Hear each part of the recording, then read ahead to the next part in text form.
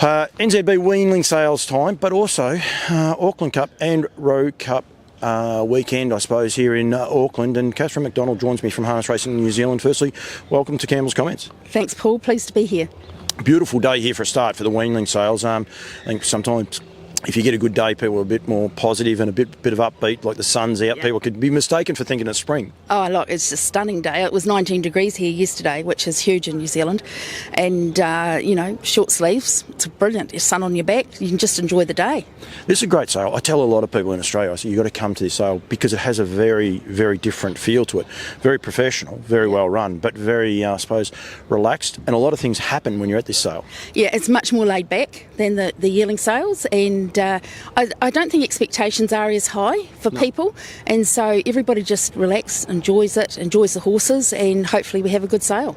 And it means a lot to the harness racing industry, this sale as well. I mean, it's obviously for NZB, but for the participants, a lot of horses then go to bigger stables. It's a big flow-on effect. It's a very integral part. There's two sales weekends, probably, I suppose is the best way to put it now in New Zealand, and this is a super, super important one. Oh, absolutely, because these horses from here hopefully will stay in New Zealand. There might be a few go overseas, but hopefully the majority of them will stay in New Zealand, and they'll go to various stables, get broken in and hit our race tracks, and of course we all follow them with great interest to see how they've done in the sales, and and they also are eligible for the sales series that will lead on to 2- and 3-year-old racing, so there's some opportunity there as well.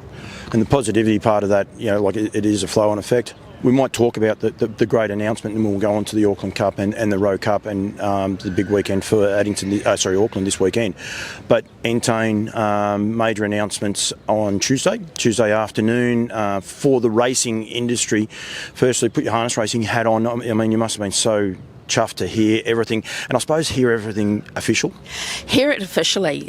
We knew it was in the wind, and we've been kept informed by the TAB all the way through of where things were at, and we were really excited that Dean's part of it because he's a harness racing person, and we just think it's good for the code, and we think it gives us opportunity now. It shores up what we're going to get paid over the next 5 years, so we can start to do some things with some confidence.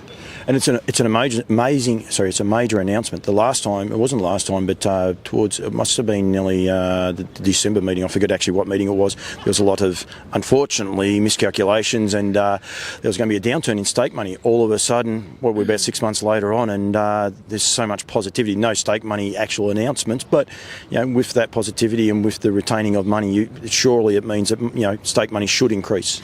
Well, to start with, it'll take us back to where we were at the beginning of the financial year, because we had to take $4.5 million out. So it's going to take us back to that, and then there's a small uplift on top of that each year. And so we've just got to work through with that small uplift of where we go and how we do it. Because I said, if you just added another $1,000 to every race stake, it won't have any impact, because we run about 2,700 races a year, so automatically that's $2.7 million. But if we look at pathways and look at key events, or there's a whole lot of opportunities to sit there and give us a chance to do something different. And it is one of those things, you can get a lot of people who say comments and they'll say, give us $1,000, because that will help. You've got to look at the big picture, and I always use New South Wales harness racing because John Dumsey will know that I was one of his greatest critics, because I was thinking, what are they doing? They're in a very positive position. They're in a very confident position now going forward for a long, long time, and that's what Harness Racing New Zealand want to get in that same position. Absolutely, we want to get into that position. So with the Change a Horse's birthday, we've created some new programs and some new events, and some of those have gone exceptionally well. And on the whole thing's gone really well, and it's kept us where we were with less horses. So it's been, and the feedback from the majority of people is it's been a game changer for them, and their horses have a bit more time to be ready for some of those bigger races. So if we can build on that, I think we'll have a great industry. Two of the big ones that people comment to me, I suppose, is retaining horses, if you like, and then also mares races. And I would imagine that they're possibly high on the agenda. Yeah, they are, and I think there's a lot of discussion about the horses at the lower end and the horses at the top end, but I think one of the things we need to do a little bit more is the horses in the middle grades, because we want them to stay racing in New Zealand. Yep. They're the ones that get sold, and if we can keep them, they become our future Cup horses and future Rowe Cup and Dominion horses, so if we can keep them here and give them something to aim for. So last year we built the Country Cup Championship, and that's been a huge success And in what a keeping great horses. race. Oh, what a great race. It was sensational, absolutely sensational. I'm a huge fan of handicap races, people know that. And, you know, it was a handicap 2-mile race and it was phenomenal to watch. It was exciting. Yeah, and a 70-1 pop wins it. And make a lot of money. And what a great scene! What a great scene! But I mean, it was funny. There was no talk of this outsider or anything. All the talk was about the race and the quality of the race. And we don't have them. It's another story for another day that I try to make people aware of. But it's one of the things we have lost. People say a lot of negative things about harness racing in New Zealand. Especially in Victoria, we have lost the fabric. We have lost those style of races that give you such a great feel. And I sat there, watched it, loved it, and then I sat there and I was jealous as well. Like it was that double whammy. But you're right, the middle of the road, and I agree with you. I think a lot of the time they do get forgotten about. Again, I can say the same thing from Australia. Yeah. Low end, high end, there is those, but we've got to look after those. And a lot of those are the mares going through it. I did a chat with Katrina Price. I get into trouble for calling her Katie. But recently when I was down south, and that's one of the things she wants people to be aware of. We're here at NZB, and horses like the Agent Orange sold a horse, the first file for $200,000. They would have knocked back huge money. They were able to keep that horse here, race it in Australia and New Zealand, and we need to we need to build that. Going both sides of the ditch. We do need to build going both sides of the ditch, and with the race by Grins, we felt that we've done that. We've brought some Australian horses over here. We've got 2 in the Roe Cup on Friday night. And Better Eclipse went back. We were hoping it would be here for the Auckland Cup, but he's got bigger fish to fry overseas at the moment. But not that particular horse, but that stable. And just by creating that interest between the two countries, grows the wagering on both sides, which is good for both sports. And that's the thing. And then more people, they meet Greg Sugars, they want to bet to Australia. So from an Australian point of view, that works. But the Australians say, Greg's racing at Cambridge tonight. Don't even know what it is, but it's a brilliant name put to, just for the record. I'm big on the race.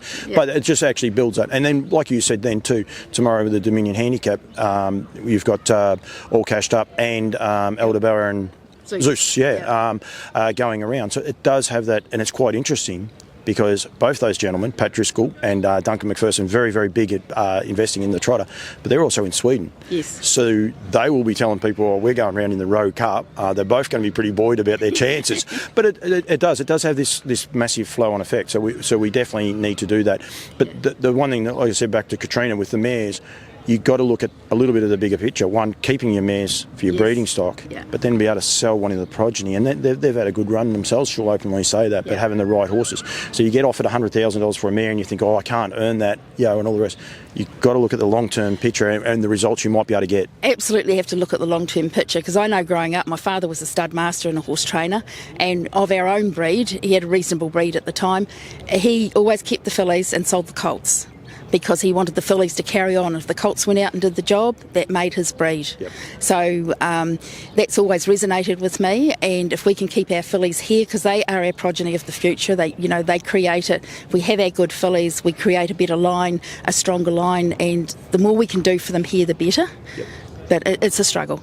And the job that NZB, like we're here on the complex here of at Karaka, and the job that NZB guys are doing, it then works as a big partnership. They're one step removed, if you like, for harness racing New Zealand, but they still work with you. They want the horses still racing here. They put into their own races, as you said, the NZB Millions and the likes going forward. So they put back, so it works both ways. Tomorrow night, Alexandra Park, massive card of racing. In one, you must be wrapped. Field sizes always get spoken about. They'd be happy with the field sizes. Got to be so happy with the field sizes. Auckland Cup might be a touchdown, but a lot of people, as I said, happy to throw rocks. Have a look on the other side of the ditch as well. It's the same everywhere. We have this time where we don't have all the free-for-all horses racing at one time. I don't know why it works. And then afterwards, it seems like in a year's time you look and there'll be full fields and horses missing out. It's a little bit of a cycle. It is a cycle. We created this carnival, and I will admit that we have the 6 races. So we start with the Waikato Flying Mile leading through to the Auckland Cup if we're talking the paces. And we had 4 races 4 weeks in a row. It was a bit tough. I know in the calendar, because we've just done the dates for next season, that we'll have 2 weeks the following week off, 2 weeks and the following week off. So they'll be in groups of 2, the races. And we're continually reviewing it, but we think ourselves that have created that carnival, it's a huge opportunity for Auckland to pick up and run with it and really build on it. And, the quality of the Auckland Cup field is amazing. The problem up here is they don't have the depth of that next rung of horses below them. So we had the New Zealand Cup, we had a full field. The full field was because a lot of those horses that were sort of R70 to R80, local in Christchurch, all close, have a crack. They're not going to pay the expense of coming to the North Island to have a crack, and up against copy that, self-assured, a cooter. So we struggle for field sizes up here. So I think the size of field we've got is great. The quality is outstanding, and I think it'll be a terrific race. It will, and then we say about the international flair, like Gene Feast owns a horse. There's still going to be a lot of Australians watching. Self-assured, someone's got a percentage share as well, so there's a giveaway. You're definitely trying to think outside the square. The trotters, we've got to remember, like we say about the Road Cup, it's also the Northern Derby's on as well, and what a field of horses it's got. And that's what I'm saying. It's people look at the big picture. All of a sudden, there's Sweden, and I say there's 4 Aussies that I know of over there as well. I don't know how many Kiwis might be over there, but there's definitely 4 Aussies that will be telling people. And you've got, I think there's 5 trots on for the day. I know Bernie Hackett, I was there yesterday. They got 16 runners, and they're all trotters. So you've got some great trotting races. So to get the New Zealand brand out, people might say it's not ideal timing. Just have a look at the big picture. I know we missed out on Greg Sugars because unfortunately Better Eclipse had to go home because he's gone to the elite lot, which is an anomaly. But you've got to look at the big picture and what we're able to achieve. Well, last year we had Majestic Cruiser over here, and he went terrific. He went terrific in the race by Grins, and then he went terrific in the Auckland Cup, and he came back for the New Zealand Cup and ran second in that. And so there is that opportunity, and we deliberately chose this time of year to have that carnival because we felt it fitted in after the Miracle Mile and before the Queensland carnival that they have coming up. So we felt there was a gap that we could hopefully get 2 or 3 Australian horses over here and to create that ongoing competitiveness and rivalry, but which would help both countries with their wagering at this time of year. And we think it's successful. Some people struggle with the concept, but we think it's working, and we will keep analysing it because we're only in year 2 of the change of birthdays. So, we're up to looking at things and changing them round if they don't work. Absolutely, Catherine, thank you. Not sure you better not have popped out of that camera. I have troubles with watching the camera and watching what I do, but that's okay. We don't worry too much about that. Thank you. Thank you for the time, and honestly, I think thank you, for everything you guys allow me to do, I suppose. I can't thank the people enough. Like anyone I ask, I ring Bernie, and he done a track work for me, and he just is waffling on, and I don't think it's in Bernie's sort of wheelhouse of what he thought he'd be doing, but I really appreciate it. I think the way you Kiwis do things, so positive, the announcement with Entane, I think it's super exciting and going forward. And you don't know, as you said, that the announcements have only just came out, people are excited about it. Don't know where it's going to end up though.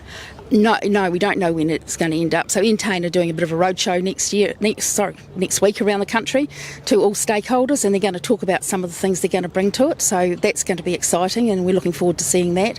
And of course, naturally, the code and the 3 codes will be working closely with them. But I just think they've got so much power to bring around promotion as well, and they understand this full cycle that for them to make money in 6 to 10 years, they've got to have product coming through. So they're keen to support breeding and anything they can do to get more product back then, and but also they're passionate. Dean is passionate about horses. He's here looking at yearling. He could have packed up and gone home, and no one would have thought twice. He's actually here to buy weanlings to keep that cycle going. And I know some of the plans he has got going. I think are really exciting. Catherine, thank you. We're not far off. We've got about 20 minutes to go before the start of the weanling sale.